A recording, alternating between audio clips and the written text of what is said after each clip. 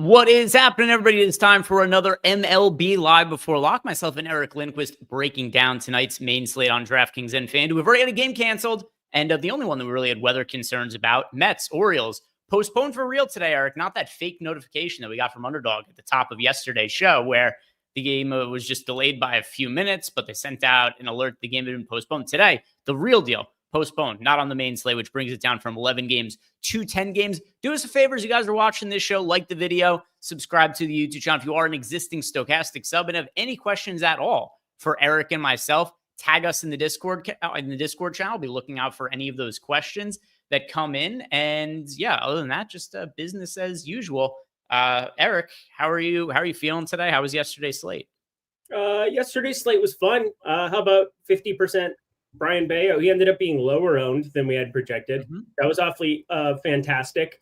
A lot of people in the chat who need to repent for their sins, start praying to the Lord and Savior. I'm not calling myself that, but I'm going to call the matchup against the Colorado Rockies that. Repent, young ones, repent.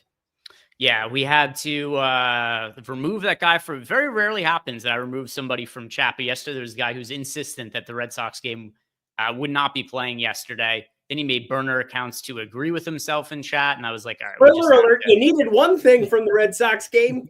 You surely did. Yeah, you weren't doing anything without Brian Bayo yesterday. Finished with like 38 fantasy points at $6,600, whatever that price point was. I think it was $6,600 or $6,500. But yeah, he crushed the slate. And not only did he crush the slate, it was evident like 2 innings in. I think through 2 innings, he had 5 strikeouts and like 18 pitches. Something absurd. Like obviously that's not exactly what it was, but it was something absurd in terms of economical pitch count and results in the early going. It was very clear that it was going to be a shitty night for the Rockies. And I don't know, can we just throw this team in the trash? Why do we ever have to deal with this team ever? Because now we're in a situation where every single slate with the Rockies, it seems like there's going to be chalk.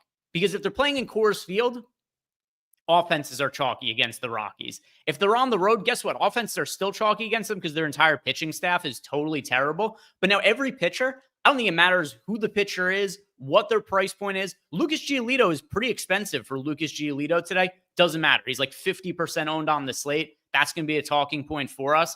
But this dumb Rockies team, I'm tired of it. There should not be teams allowed to be this bad. I don't know how we step in and change it, though. I have no idea. I mean, they're just absolutely horrendous. And they have functional hitters. It's just that the functional hitters all swing up there like poor man's Kyle Schwarber, where it's like you're going to hit a couple of jacks here and there, but you're going to strike out a ton. And the days where it's not good, it's really, really not good. And that's really what it comes down to. Like Hunter Goodman is functional and like legitimately very, very good at baseball. Jordan Beck is very good at baseball. I think Tyler Freeman has a place in baseball. Like there's so many of these guys on this team that I think are, deserve to be a major league player. But the sum of the parts is just so horrendous because there's no run creation. And then they strike out a metric ton in the middle to back half of the lineup. And like if Toglia is not locked in, if Brendan Doyle is this version of Brendan Doyle, they're just like 50% K guys just thrown in there every single day. So that's fun. Yeah, see, Casey Leatherwood in chat said that the run differential for the Rockies is crazy. What is the run differential at now?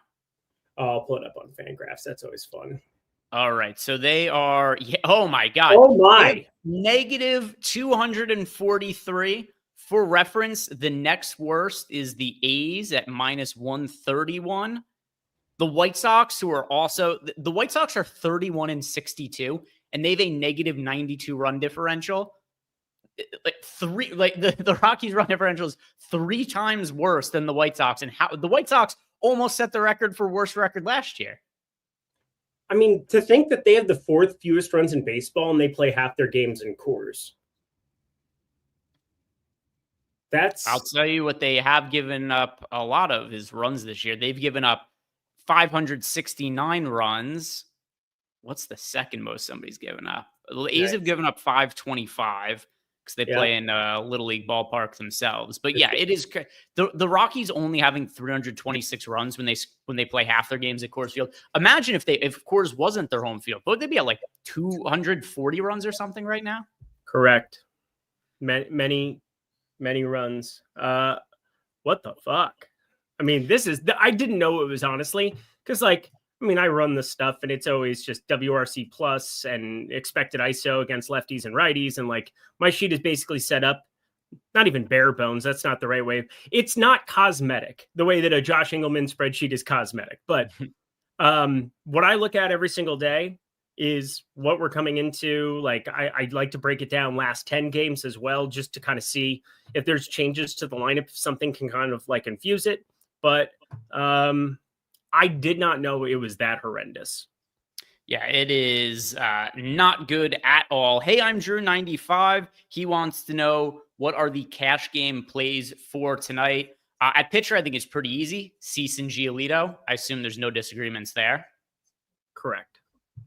And then at offense, if we go over to some of the hitter exposures we have the most of, it's going to be Red Sox and Braves bats. It's really not that much different from yesterday. Pitcher going up against the Rockies, Braves and Red Sox bats, and then just the next best pitcher in Dylan Cease. Is there anything else you would add to that? Nope. Yeah, that's pretty much all there is to cash game builds for today. Or tournament builds. Tournament builds. I don't really see how you do anything different for cash games for today, but let's talk about some GPPs here. We'll talk about the pay up options. We've got 4 pitchers who are priced at least $9K. Dylan Cease, Andrew Abbott, Mackenzie Gore, Chris Bubich. Bubich is pulling 22% ownership. Dylan Cease is pulling 47% ownership. So he is your most popular pitcher on the slate. Lucas Giolito just behind him. We'll talk about him in a little bit. Relative to the ownership on Dylan Cease, too high, too low, or just about right? Too low. I want more Dylan Cease at the moment. He is my favorite pitcher on the slate. The stuff has just been ridiculous the entire season. And Dylan Cease, he's the one guy. There's definitely lefties. I'm going to have some leverage against him with a couple of the lefties, but he just gets so much swing and miss. 15.4% swinging strike rate against lefties, and against righties, he's just as shut down as it gets. We're talking as good as you're going to see in baseball. An 18.5% swinging strike rate against righties. You don't see that every day. Dylan Cease has been exceptional. And then for DFS purposes, which is kind of what we're talking about here right now, he's 9,300 for no reason. He should be 10K, even against Arizona here. It's not the best matchup in the world, but Dylan Cease has just been repeatable. And again, it's crazy good strikeout stuff to both sides. 27.2% to lefties, 30.7% to righties. You go through this lineups just bit by bit. Even though it's Arizona, I feel pretty confident Dylan Cease should be your highest owned pitcher. Yeah, look at some of the other pitchers on the high end too, who we're comparing him to. And Mackenzie Gore, tough matchup on the road against the Cardinals. His strikeout prop is 5.5. So, we've definitely seen a little bit of a dip in results for Mackenzie Gore relative to what you're getting earlier on in the season. But if I'm going to be paying up for one of these guys who isn't Cease, I think Mackenzie Gore, just because his pitch counts have been insane as of late. Have you seen how many pitches they're allowing him to throw in starts? And I know it hasn't led to the highest upside in some of these outings, but this is a guy who was chalk all throughout the beginning of the season. And I still think there's a lot of upside to be had there. I can't pinpoint exactly why the strikeouts have been down as of late, but listen to these pitches in the last 3 starts for him. 111, 103, 100. So no concerns at all about the workload for Mackenzie Gore. And then on top of it as well, this is going to be his last start in a week and a half or something like that because of the All-Star break. Yep. So maybe even more reason they kind of just let him rip. I obviously prefer Cease at the top, but if I wanted to be contrarian, Gore is the guy who I'd want to be clicking on. Yeah, the problem is that he's in the All-Star game. So that's the one concern I actually have. So I brought this up a little bit yesterday, but it's going to apply more today and really going to apply tomorrow. If you have guys that are going to be in the All-Star game going for Thursday, I do kind of reduce them by about 5 pitches. I think Mackenzie Gore is one of those guys. It's his first time there. He probably wants to pitch, probably wants to go out for an inning. Now, a lot of these guys will throw a bullpen session in the middle of a week. So they'll have a 5-day break, but 2 days in, they'll do a very, very light bullpen session. And that light bullpen session is basically turning into their 1 inning appearance that they're going to have in an All-Star game. So I don't want to panic about it, but I will say that it's something that I think about, and like something I thought about with Verlander today, because I almost took the over of his outs. I didn't end up doing it. He ends up going 6 innings, and I'm kind of like, man, he would have been off for 10 days. Like, he would have been off for 10 days. And Andrew Abbott, that's the other guy that, like, today, he just gets announced that he's like a reserve. If somebody ends up not pitching or they want to like rest somebody, he's probably going to show up and end up pitching an inning. And like, does he get a full workload here, knowing that that would be his first All-Star game appearance? And it probably means something to him, his family, stuff like that. I know it's weird to bring up, and I'm sure our projections team isn't exactly not thinking about that by any means. So it's definitely baked into some extent, but I will say Mackenzie Gore, despite what the workload has been, 100, 103, and 111 pitches, I am definitely trimming him from about the 101 pitch number, where I'd kind of like have him for this spot, to around 96. I just don't know why the All-Star game would matter. It's not for a week. It's next Monday or Tuesday. Yeah, today's Wednesday. But they're going to want him to, I don't think they're limiting him because he's going to be pitching 1 inning a week, 6 days from now. Yeah, but you want to have your best pitchers available right from the jump when you get back to next week. Now, Washington, I think they are self-aware enough where they probably look at it as like one of those things where Washington can look at themselves in the standings, but there's definitely something to be said about other pitchers like an Andrew Abbott. I don't think Cincinnati looks at themselves in the same lens. They probably should, but they're 500 ball club right now, 46 and 46, and Andrew Abbott got announced as a reserve. Again, it's just one of those things to talk about, because I do think that there's maybe a little bit here, a little bit there, where we might see something a little bit different than normal.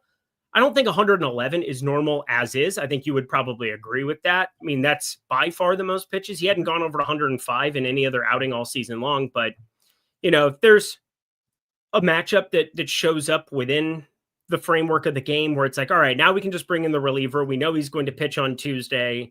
We want to give him an opportunity to go there. Eric going to say playing Elder to be contrarian. Honestly, Nicholas, shut the fuck up. You're the idiot who told me that I was not knowing ball because I fucking played 50% Brian Bayo. So honestly, time yourself out. Time yourself out and do yourself a favor, you idiot. Go ahead.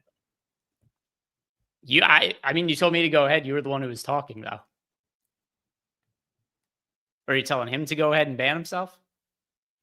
Get over this AS bullshit. Honestly, it's a great talking point. I don't know what you want me to do. I mean, I want to think about all versions of it.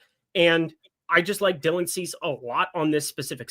Mackenzie Gore, again, I'm not going to project him for 111 pitches. Yeah, I don't think 111. I just think he's going to throw a full allotment of pitches, and I don't think he's going to be restricted because if he's restricted, it's just going to be because he pitches poorly. I don't think they're giving me 0 of him, so I'm probably not going to play him. And I like Mackenzie Gore traditionally, but this is not a good strikeout matchup.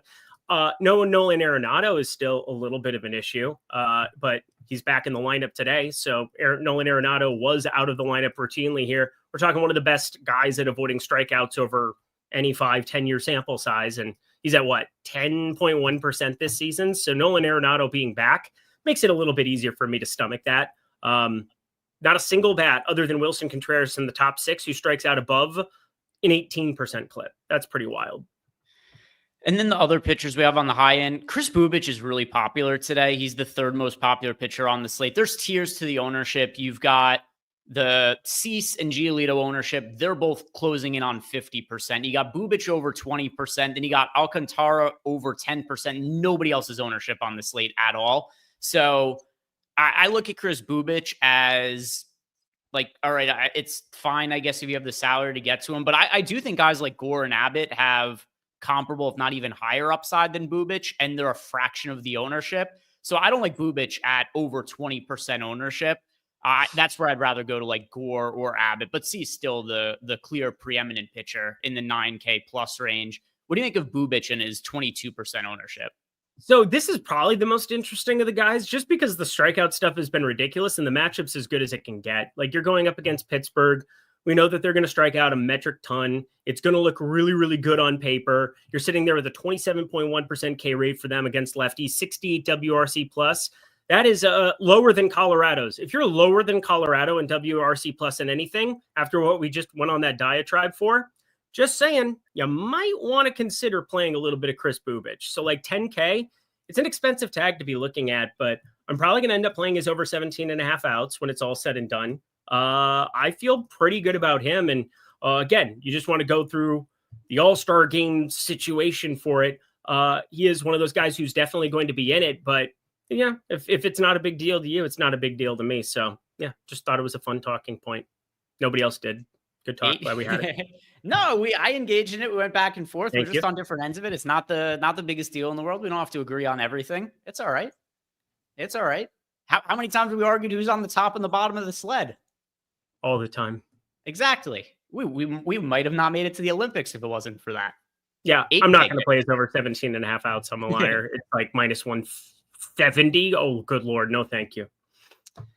The 8K range. Over on the 8K range, Lucas Giolito is 43% owned at home, pitching against the Rockies. Brian Bayo just absolutely destroyed this team, and Brian Bayo is really not very good. It was the talking point we had yesterday, which is, what do you do with a shitty pitcher against an offense as bad as the Rockies? And we were just like, I just kind of play both of it and see what ends up happening. I feel the same way again today, just because Giolito is so popular. I think it makes sense to have a little bit of exposure to the Colorado Rockies, but the preferred side of the game has to be Lucas Giolito, especially because despite the amount of games we have on the slate, 10, this is really not a very good pitching slate. Yesterday wasn't really a very good pitching slate either.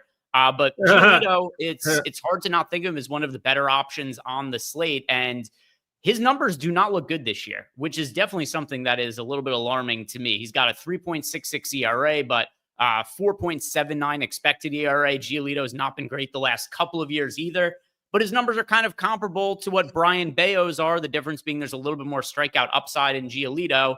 And I mean, just considering the matchup, I think he's one of the better options we have today.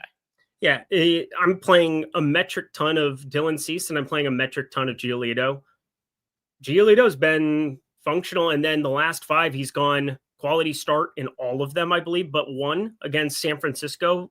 In San Francisco, that was a little frustrating on that slate. But Lucas Giolito has had massive upside recently, and I think there's something to be said about his pitch mix and like how he's going about doing it. I don't want to say too much about it purely because I still think it's a nice betting edge, but Lucas Giolito is in a really good spot, obviously taking on Colorado.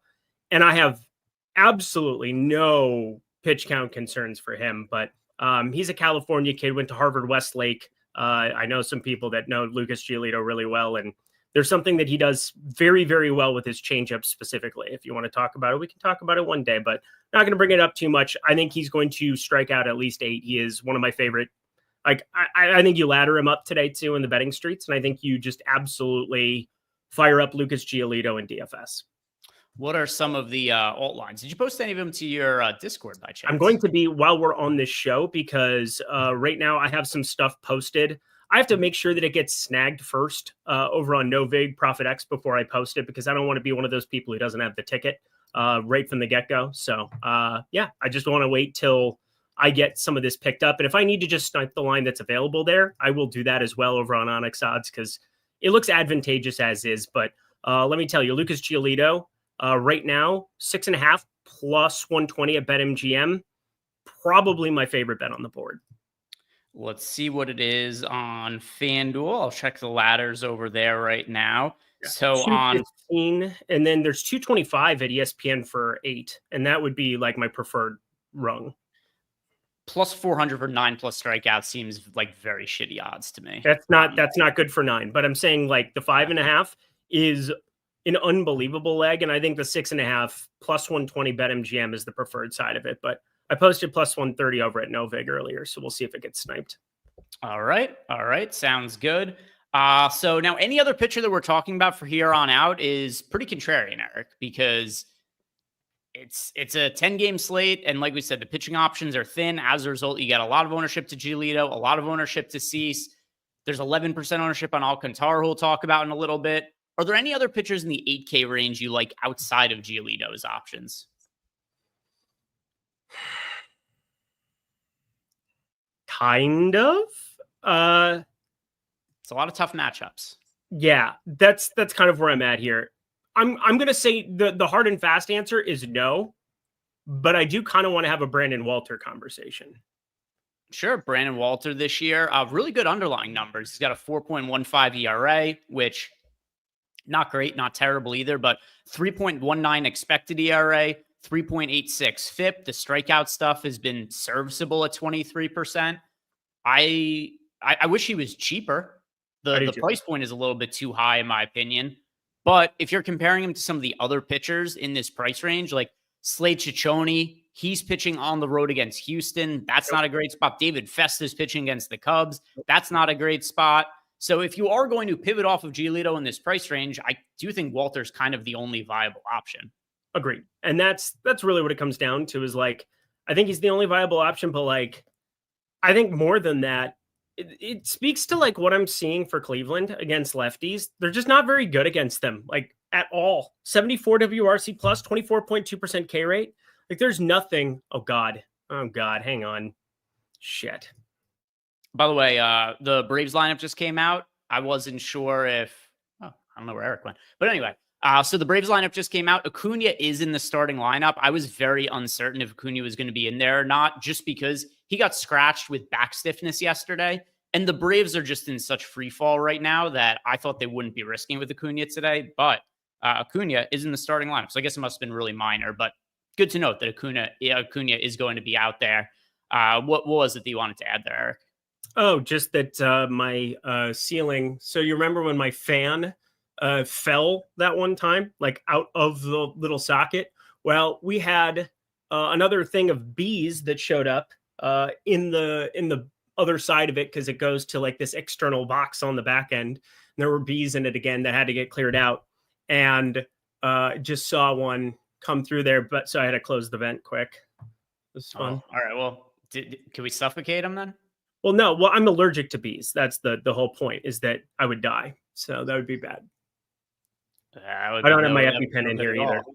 That would be no good at all. All right. Did you get it sealed up? You can get I just did. I got it closed. All right. Cool.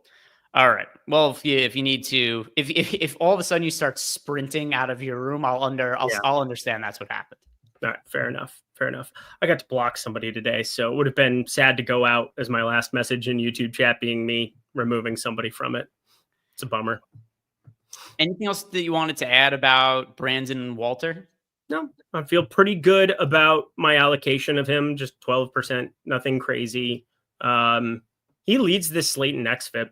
Isn't that wild? Only 6 starts, so it's a very, very small sample size. And the other thing about being a lefty in Houston is that you have to deal with pull hitters. And there's definitely pull hitters. I mean, David Fry ends up hitting a home run, one of the biggest pull, like just relative to like what their pattern is off the bat. I mean, just one of the biggest pull hitters in baseball. You have to deal with that Crawford boxes. Like Isaac Paredes is just the perfect person there. I brought it up about the Trey Mancini trade back in the day. When you have a short porch to left like that. Yesterday, the Angel Martinez grand slam home run in only one ballpark? That one. So Just saying, it's a real thing. So not something that I absolutely love by any means, but Brandon Walter has been really nice to start the season. 1-2 says Eric been smoking that good Kush Galaxy Brain. Would be really freaking Eric out. Imagine if he was high on the show and was getting attacked by bees. That wouldn't go well. So there we go. Thank you for the super chat 1-2. If anybody else has questions for us in Discord, tag me so we can go check those out. If you guys want to get into our Discord, simply sign up for any of the packages we have here at Stokastic.com. Link down below in the YouTube description box, or simply take advantage of one of our link join offers. We've been talking about Wanna Parlay. They joined the link join program this week.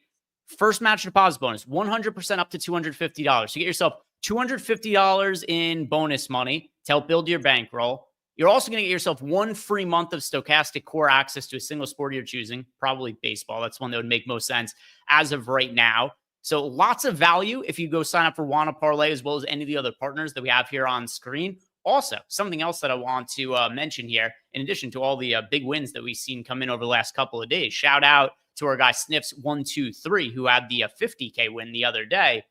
We are also doing something for anybody who is an MLB DFS sub next week, because it's the All-Star break.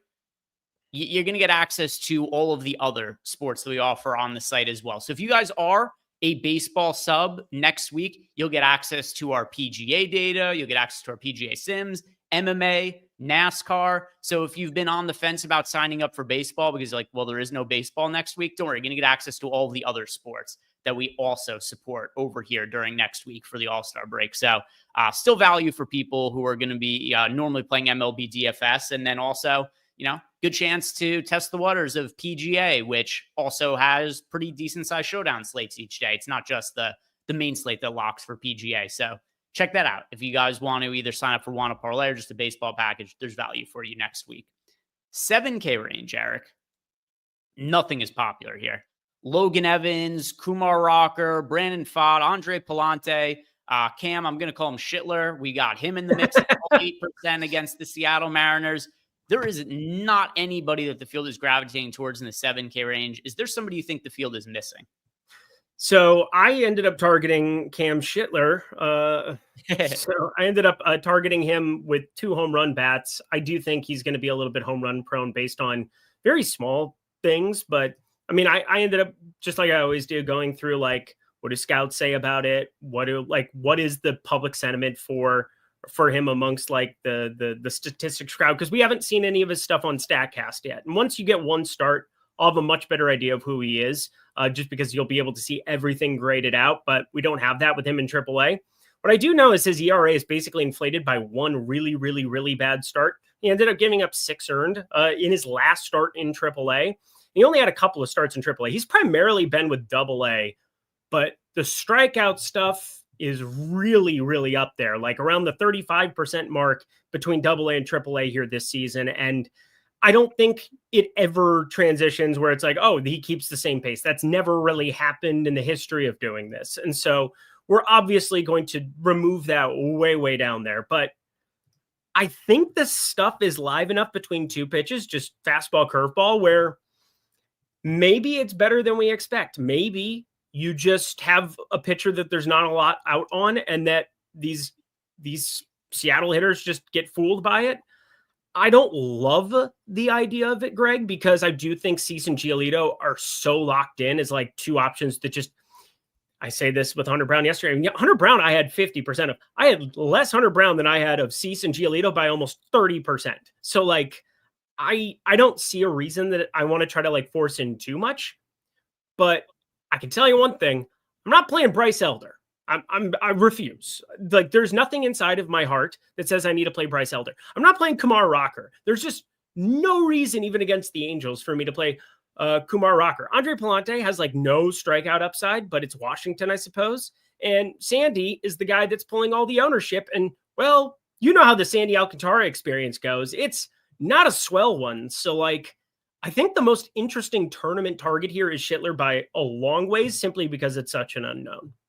So I actually think it's Kumar Rocker, just because he's so talented and he's pitching against the Angels. His recent starts also have been better. He's not given up more than 2 runs in a start now since June 4th. Let's give him a cookie. So yeah, he's gone a full month since he had a bad outing. The recent outings, it's not like he's been breaking slates or anything like that, but like against Seattle, 6 innings, 6 strikeouts, 2 runs. He's also had some tough matchups as of late. Last matchup was on the road in San Diego, 5 1/3 innings, 4 strikeouts, 2 runs.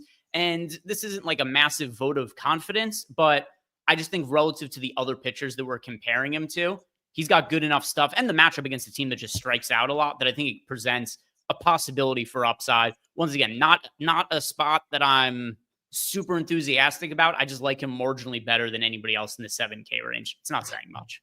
Yeah, it's just an idiot range. I mean, these are just such random human beings thrown together. I'll stick to Shitler just because I think he's the most interesting for me. Kumar Rocker, he doesn't really impress me right now. I don't know how he really impresses anybody right now. As you said, the talent and the grade on the pitches seems pretty good, but I would like to see him put it together at some point in time. I mean, this is just starting to get a little bit ridiculous. And obviously I like to look at some of the pitch modeling and see, what some of the opinions are of him. Like, is there something that I'm just missing? Like, does Kumar Rocker have like some absolutely unhittable offering?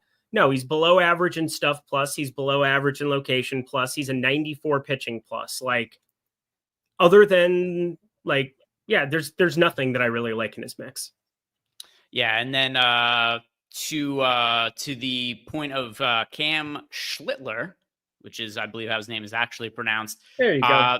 He said he's had good minor league numbers this year. They've looked really solid. And the thing that stands out the most, and I know you've already touched on him, but every single level of the minor leagues he's pitched at, he's generated strikeouts. So I do think that even though I slightly prefer Rocker, you can make a case for Schlittler as well, but nobody's going to be a real priority in the 7K range. If we go down to the real punt options, is there anybody you're willing to take shots on? We said the only pitcher who's pulling ownership from the field, 11% Alcantara. He's actually he's the only one who's more than 7% owned. That's priced under 7K. Anything that is standing out to you for any reason? No. Yeah, I mean, that's how I feel as well. You got Bryce Elder pitching in that ballpark in Sacramento. That's probably not going to go particularly well. Senzatella is $4,500. Here's a fun experiment. How cheap would Senzatella have to be for you to consider him? Because there's a price point, right? Do I get salary added back to my lineup? If you want to make him negative, then you can. Dude, has he put up a game of like 15 fantasy points all season? There's one. There's two, barely 15.3. I mean,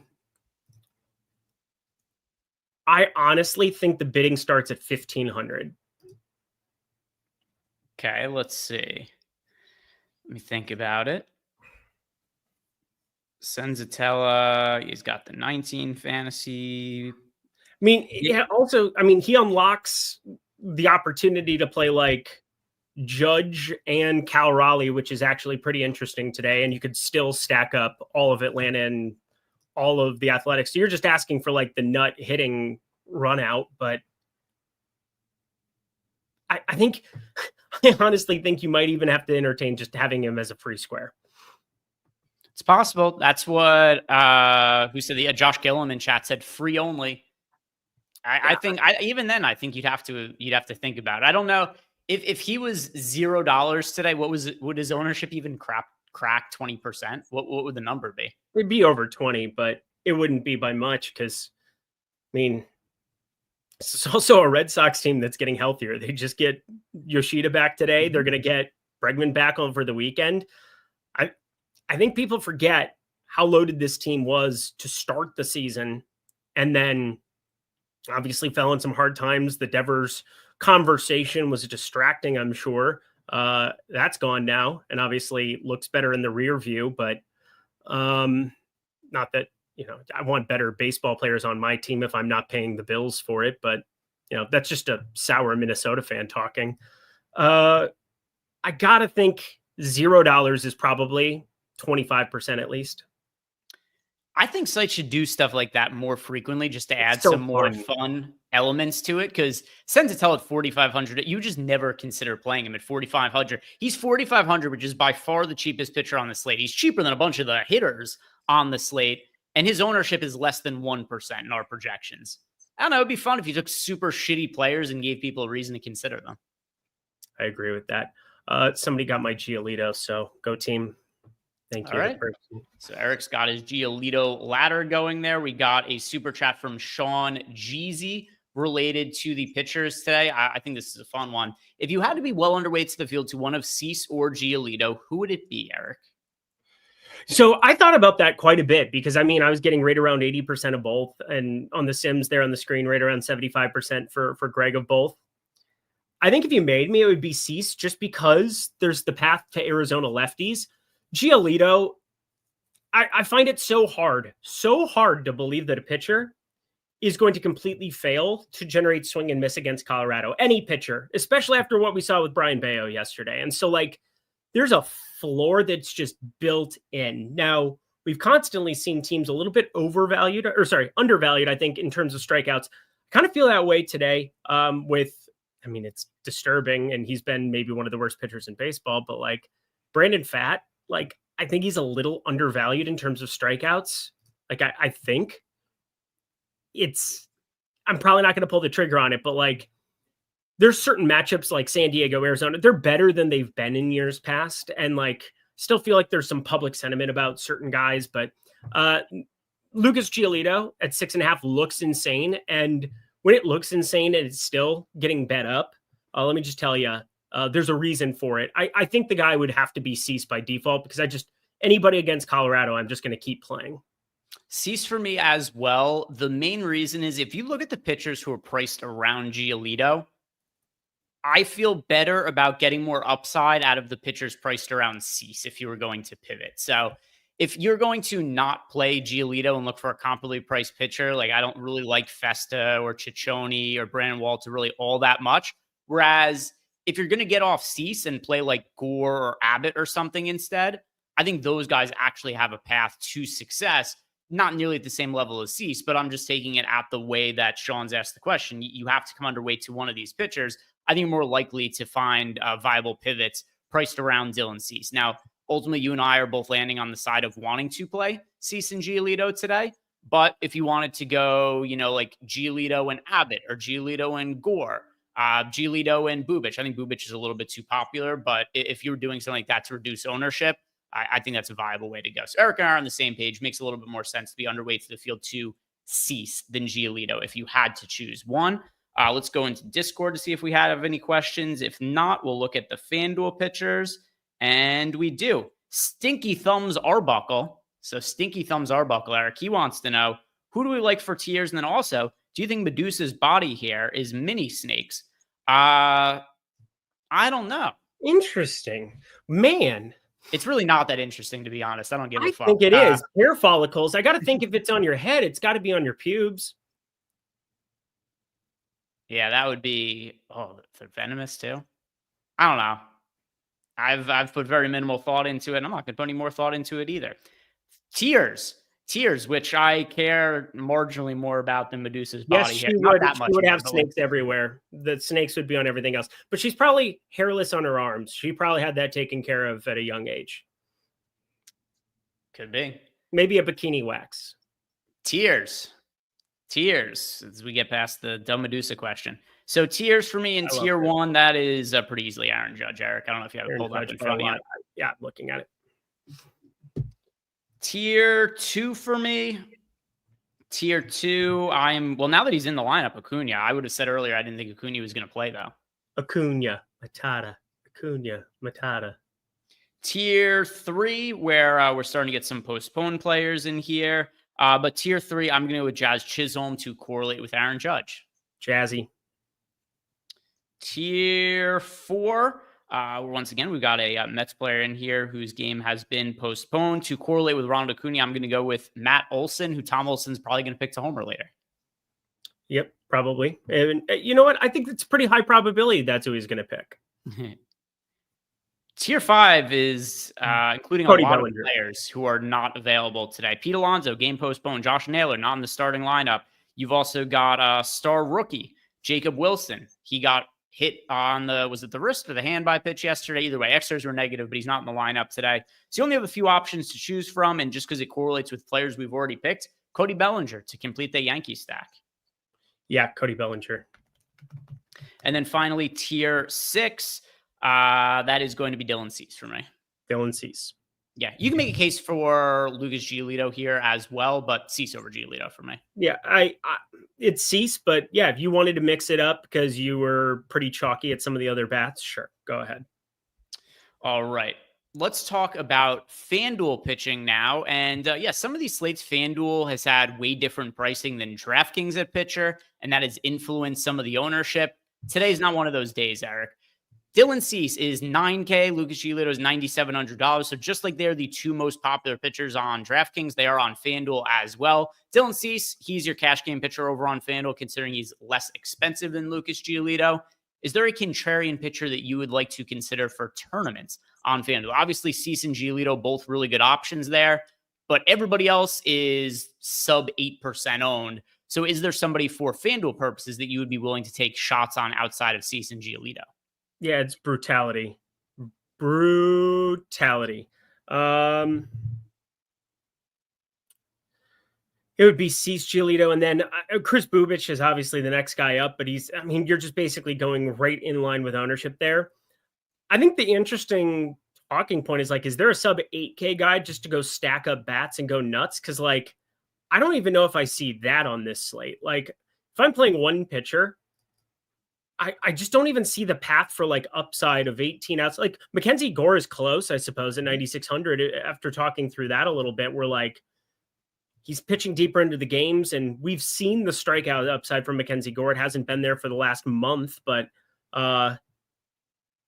yeah, I'll go Mackenzie Gore just for ownership purposes, but I don't love it.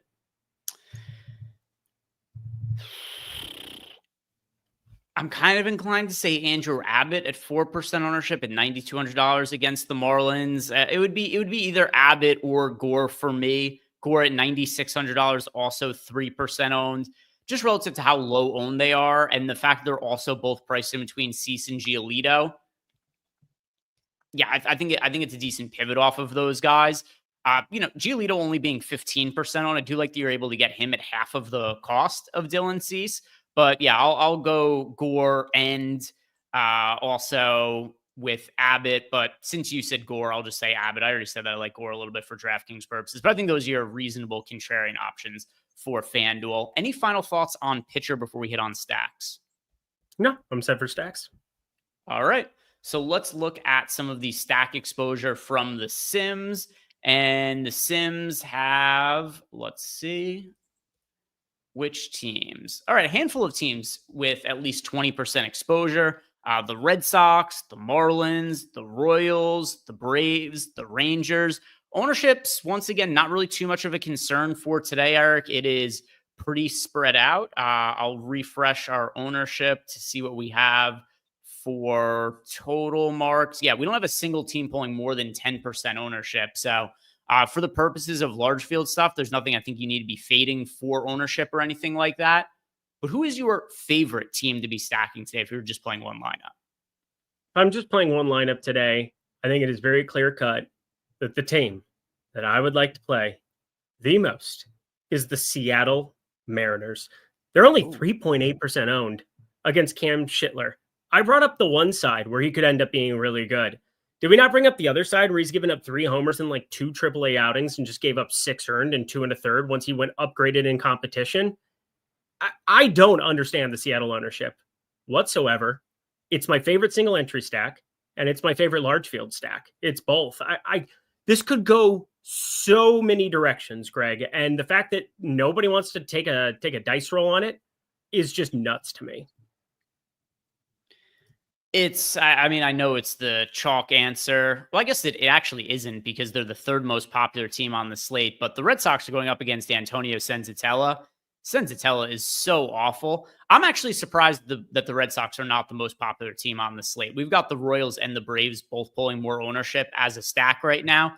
Now, overall, just that the ownership is fairly spread out on the slate, so it's not like they're way more popular than the Red Sox or anything like that, but Senzatella is a 6.57 ERA. He's got a 6.6 expected ERA. He gives up home runs. He gives up a lot of hard contact. I pretty much always want to be stacking against Senzatella. So the fact that you could actually get a stack against him that isn't double-digit owned, which almost never happens in MLB DFS, that's pretty appealing to me. The Red Sox are my favorite team overall. Yeah, there's one big question mark, and that's what happens with Ryan Rollison. There's only one lefty. Like there's certain teams that I just kind of remember doing this every single day where it's like, there's only one lefty in the pen. There's only one lefty in the pen for the Yankees. There's only one lefty in the pen for Colorado. He didn't pitch yesterday. Ryan Rollison. Does he come in and start causing havoc that we got Yoshida back? Because when Yoshida was out, we were able to play some of these righties, whether it was Rob Refsnyder or Abraham Toro or Cedane Rafaela, who's been an absolute god for this baseball team. And now, when that DH spot shows up and there's a lefty on the mound because they bring a lefty out for Yoshida, you best believe he's getting pinch hit for. And maybe the Red Sox are saying, you know what, should be Colorado, should manhandle them. If they're up 2-3 runs, which is very much expected, probably just give them the at-bat. You don't worry about it so much. But just one of those small things that just is annoying when it's just so obvious that there's one arm, you're going to utilize him for one reason, and that's to deal with like Wilyer Abreu, Carlos Narvaez, or not Narvaez because he's a righty, but like Wilyer Abreu, Roman Anthony, Yoshida. It's just a little bit annoying to me that this is now something to think about, especially utilizing him in the DH spot specifically. Like there's going to be more platoon stuff with the Red Sox going forward. So I just want to get you aware of that. It's going to happen. It's going to suck. I want to throw this up here because somebody brought up in the YouTube chat, and I think people miss some of these skits and dicks, some of the graphics, some of the animations. Skits and dicks for the what? lotion. Somebody asked for the lotion play of the night, and I was like, you know what? I don't know what the lotion goes on the skin. The lotion goes on the skin. I'm trying to think who could be the lotion play. Who are some of the one-offs that you think you could? Oh yeah. Do you want what are you looking for? Oh yeah. What are you looking for? What are you looking for? Yeah. I don't know what the lotion play should be, but we'll do it this way. It doesn't have to be a home run pick, but who's your favorite one-off bat to play today? Ooh, okay. Give me 2 minutes just to because again, I can pull up the sim and bullshit, but I don't want to. I want to look at my actual lineups. What?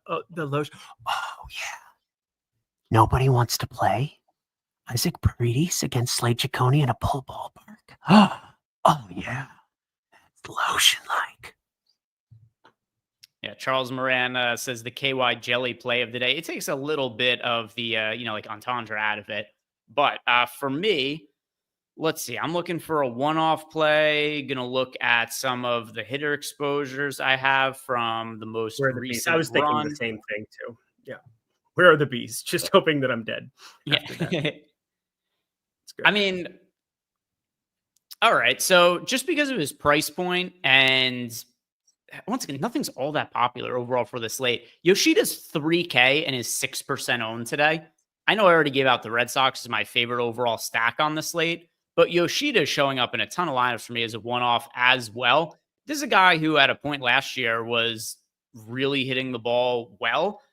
He's struggled with injuries so far this season, so we haven't seen him out on the field, but he had a 116 WRC plus last year. His rookie season, he had a 111 WRC plus. He obviously always had fantastic numbers playing overseas. Projection models this year have him anywhere from a 107 to a 126 WRC plus. That's what Steamer hasn't projected out the rest of the season, 126 WRC plus. I'm going to go with Yoshida as my favorite one-off bat.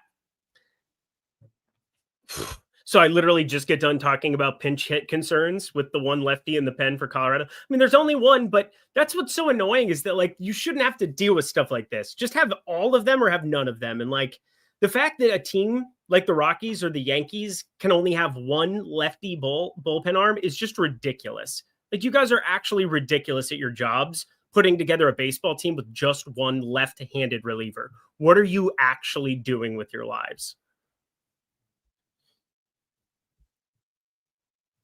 So who's your answer?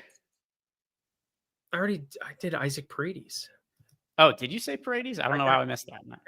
I did. I got down with my bad self. I don't know. I just was trying to look it through some of my favorite tournament bats, but I didn't feel like saying anybody from Atlanta, even though yesterday you took a guy to homer who wasn't in the lineup. Good job. I mean, I did give out 2 homers. One of them was a bet. One of them was a player who got scratched right before the game started, but I bet and posted online. I had Giancarlo Stanton plus 510 to homer, and he homered yesterday. Yeah, to ruin my under 2.5 earned runs ticket that I had. Lovely parlay. I had it with the Holmes over where he gives up a bazillion in the 6th. And then, comes back from a rain delay and just didn't have it. And Giancarlo Stanton took advantage. Did you know Giancarlo Stanton only lifts with bands, doesn't lift with actual weights? It's kind of wild. Don't believe it for a second. He might say it. Yeah. I don't believe it for a second. That was he said to me. I told you that story, didn't I? Herschel Walker claims he's never lifted weights once in his entire life. I do not. I don't believe him. And again, but bands can be heavy. It's not that bands can't be heavy, but yeah, whatever. What are the other stacks you're prioritizing today? I've said I like the Red Sox a good amount. And you went with and by the way, I realized why it was when you were whispering, I couldn't really understand you. So some people in the chat had pointed out that that's what it is that led to me missing it. So I thought that you were doing in normal speaking voice, but that's why I missed when you said Isaac Paredes. But for tonight, we've gone over some of our favorite stacks that we like if we're just playing one lineup. What are the other teams that are important to you overall on the slate to be stacking? So I just got my full 150 completely done the way that I want, with everything updated, with all the lineups in, with Acuna in, and everything looking fantastic. I'm definitely a fan of Boston with you. I'm definitely a fan of the Athletics and the Braves. Sims love them yet again, as they should. The Kansas City one, I'm curious what you think. Not my favorite, but Miami for sure is. And Miami going up against Andrew Abbott, who is really good, obviously really, really good. This just has to do with the ballpark and the game environment. I mean, there are so many ways that, they just put up a zillion runs yesterday on Nick Martinez. I can't believe Cincinnati made Nick Martinez eat that entire game as it was going on, because I'm like, you're still in this. You're playing Miami, and, Yuri Perez is very walk and homer prone from time to time, but whatever. They basically ended up punting it fully out. And now you're going up against Andrew Abbott, which isn't ideal, but 20-degree launch. There's definitely some homers available, and you've got some guys who are very strikeout immune at the top of this lineup in Xavier Edwards, who, you're not looking at for a homer by any means. Agustin Ramirez, who you probably are. Otto Lopez, Eric Wegeman, all of them sub 20% strikeout rates. And all of them pretty good in terms of launch outside of Ramirez. And he's the guy who just smacks the ball the hardest by far on this team. And Hernandez is kind of an interesting one up top there. I don't know what to make of it, but 555 expected slugging would lead this baseball team at the moment. That's above Kyle Stowers, obviously different handedness, and Stowers not even in the lineup. But I just want to point out that there's definitely some upside with the top end of that Miami lineup. And I think the Sims are kind of onto something with them. Okay.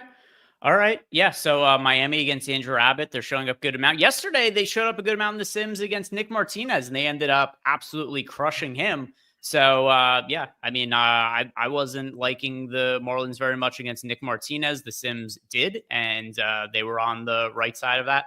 I was not on the right side of that. One thing also about this for the slate, I think the Rockies as a leverage stack make a little bit of sense. Lucas Giolito is still not a good pitcher. He just has the easiest matchup imaginable. But the Rockies, are the Rockies showing up?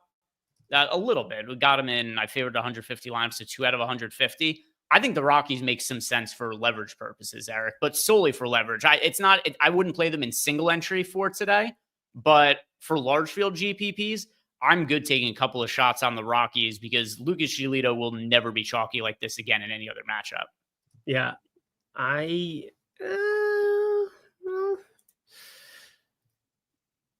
I'm probably somewhat understanding of it. I just have so much Giolito that, 94% at the moment. Am I going to get more? Like, should I get 6% Rockies stacks that are there? Like, I just don't find a point for it for me. I'm just going down with the ship. Giolito is going to dominate, and that is all she wrote. So Giolito's been a lot better than you're saying over the course of the last month. Like, Giolito has legitimately been good for the last month. So I will say this. I don't personally care that much about the last month. It's such small sample sizes. I care more about the entire season. And he hasn't been around the entire season. He's made 12 starts. Yeah, but I'm saying, like, we're talking about almost half of his starts. He's been good. So, like, it is what it is. I get what you're saying, but he was out for like a quick second. No, he's basically been healthy the entire season. It's kind of wild. He started at the end of April. Like, he had like a week before leading into the season, I suppose. His first game on the 30th. Yeah, okay. There you go. I'm misremembering something with Lucas Giolito, but I'm not misremembering the fact that he has been legitimately good against teams like the Rays, who that's pretty impressive to me with the current version of the Tampa Bay Rays and the AL East in general with the Yankees and the Red Sox and the Toronto Blue Jays, the best of the grouping at the moment. Goes up against the Mariners. Obviously, that was a great spot to be pitching in. He ends up getting 10 strikeouts there. Then he takes on San Francisco. That's another great spot to pitch. But that Blue Jays outing, I think that's about as impressive of an outing as you're going to run into. 5 strikeouts, 7 innings pitched, no earned runs to the Toronto Blue Jays at the height of their powers here now. I don't know. He's been pretty good.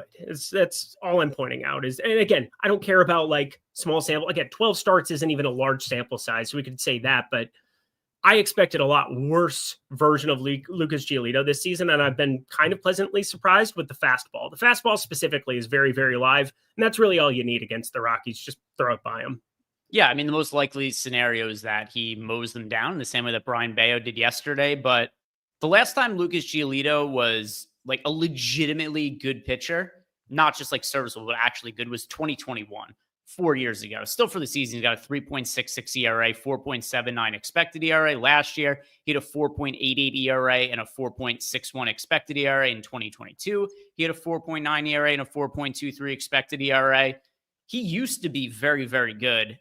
He's been okay-ish this season. I know you mentioned he's been better as of late, but, still, I'm looking at the last 4 years in total now, and the aggregate results have been not great, with not the most promising results either. So I think it's worth taking a couple of shots on the Rockies just for leverage purposes when Giolito is going to be nearly 50% owned.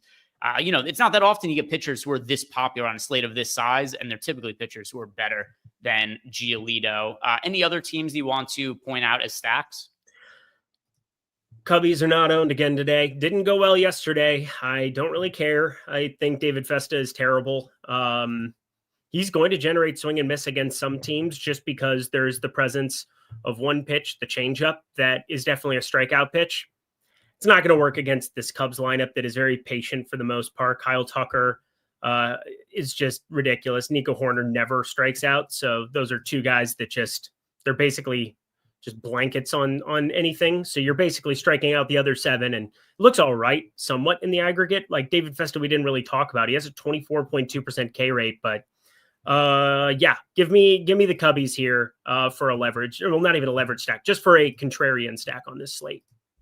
All right. And in general, I think most of the teams that the Sims like are pretty reasonable for today. Texas against Kyle Hendricks. You've got Atlanta and Sacramento again, and we got Acuna in the lineup. Atlanta, still a lot of talent in that offense, even if the team's season is completely spiraling. You got KC against Pittsburgh. KC has always been a team with some stolen base upside. And then also reasonable price tags like Salvador Perez is somebody who makes sense as a catching option on a lot of slates. Bobby Witt makes sense on a lot of slates as a shortstop option. So, I think that most of the teams here are pretty sensible. And in particular, though, of the ones that show up here for me that I also want to point out is the Texas Rangers going up against Kyle Hendricks. And I think Kyle Hendricks is probably one of the worst pitchers in the league that I forget he exists most of the time. I don't know about you, but I have bet Kyle Hendricks so much in the last month, and it's been wonderful. I call him the old man pitching at the Y. Like, it's like the guys when you go to the Y and play basketball that just kind of like know how to play basketball. They're not flashy. They don't knock down threes. They basically get in the high post and they make good passes and just like find ways to make your team successful. He's an old man playing basketball at the Y. There's nothing flashy whatsoever. He's just fundamental. And you probably, I'm not going to say you want him on your team, but like he limits so much hard contact. And like, he just kind of knows how to pitch around the edges, doesn't really leave anything out over the plate anymore. And that said, he's probably going to give up 10 earned now that I went on this diatribe, but I hope so. Cause I want runs in that game. Yeah. So Kyle Hendricks this year, he's got a 4.68 ERA. The expected ERA actually isn't all that bad, 3.8, but a 4.73 FIP. He's somebody else who's regressed really significantly over the course of the last 5 seasons now. Kyle Hendricks was really good for a while, but he's always pitched on the edges of the strike zone. He's never had great stuff. As soon as there was a little bit of a decline in his stuff, it was just something he wasn't able to survive. So it's like once he hit 30, there was just such a precipitous decline for him. You saw it. So in 2020, he had a 2.88 ERA and a 3.13 expected ERA. Then his full season at age 30 in 2021, 4.77 ERA, 4.96 expected ERA, and things just never really got better for him. Still throws strikes, doesn't walk a lot of guys, only a 5% walk rate, but he just doesn't get any strikeouts. And at least, while he's never had a high swing strike rate, he was at least able to get some strikeouts when he was good, when he was younger, to maintain a strike rate over 20%. But now a sub 16% strikeout rate with like an 85 mile per hour fastball. He's live to get hit really hard on any given start. The Rangers have modest ownership, so I like Texas as a stack as well. Don't mind that whatsoever. All right, let's see if there was any final questions in Discord. If not, which there aren't, remind you guys one more time to like the video and subscribe to the YouTube channel. If you do want to take advantage of any of our link join partners, any of these ones, you guys sign up here on screen. 1 free month of Stokastic Sims access to a single sport of your choosing. So go sign up for Wanna Parlay, our newest partner. Get a match deposit bonus of 100% up to $250, put $250 in your pocket. Get yourself a free month of Sims. Good deal. Help you grow your bankroll. Get yourself access to our MLB tools for a month free as well. For home runs, Eric, which direction are you going tonight? Yeah, I'm going to talk Seattle again because I think it's one of those spots that you just... You song of the day. We've got a Seattle situation that I don't know what to make of Cam Schiller, but I bet he gives up some hard contact. I'm invested in it. I'll go Dominic Canzone in the outfield. Nice to get a little contrarian. You have 3 spots to kind of maneuver around, and I like him. I like Luke Raley. I like Cal Raleigh. He seems pretty good at baseball. So those would be the 3. All right, let's see. What do I want to go with my homer pick for today? Let's look at some exposures here.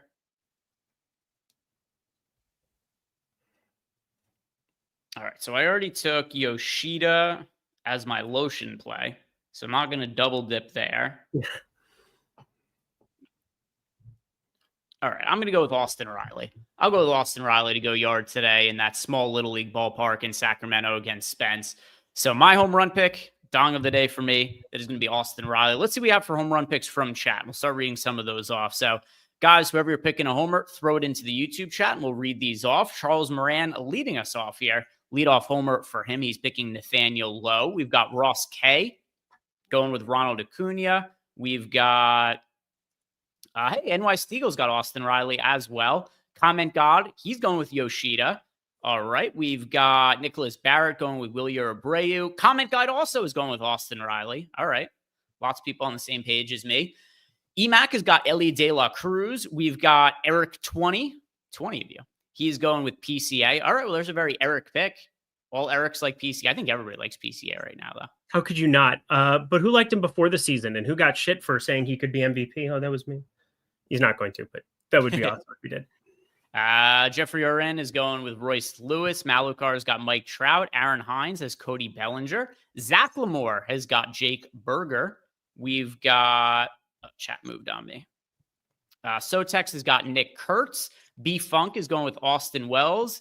Caglianone from Ricardo Nelson. Casey Leatherwood is going with Bellinger and Ian Happ.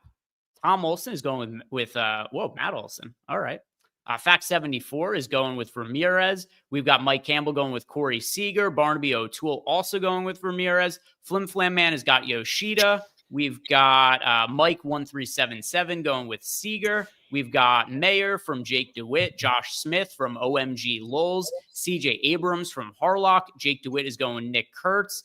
Buccaneer has got Suzuki. We've got Jonah Heim from Jose Mora. Folk Matt has got Byron Buxton. Steven Jones has got Jazz Chisholm. We've got Duran from Jameson 101. Tizzle Main's got Roman Anthony. Patrick Maduke has got Drake Baldwin for not 1, but 2 homers today. Amy has got Cal Raleigh. Rooster Slinky is also going with Matt Olson. Sunflower's got Michael Bush. Pisa is going with Gavin Sheets. The Thunder has got Mike Trout. Michael Smith has got Giancarlo Stanton. And we've got Hap from Stephen Breton. Marcus Semien from the Thunder. And that is going to do it for us today. So one more time, if you guys have not done it, like the video, subscribe to the YouTube channel. Helps us out a whole bunch. If you're looking for information on the late slate, go check out my Twitter page because I did get over the likes threshold. So right after I'm done here with Eric, I'm going to be posting a video for the late slate. And yeah, Sims have been finding some good teams to be stacking. Last night was nothing crazy. It was just, it liked the A's a lot, and the A's just scored a bunch of runs. But that was like a pretty reasonable team to stack. But did on Monday hit on the Angels. So the teams that have been getting the most ownership in the Sims for the late slate breakdowns we've done this week, it have been the teams that have been the highest scoring. So if you're looking for info on the late slate, go and head on over to my Twitter page. Other than that, guys, good luck with all your lineups tonight. And Eric and I will see you back here tomorrow. Good night.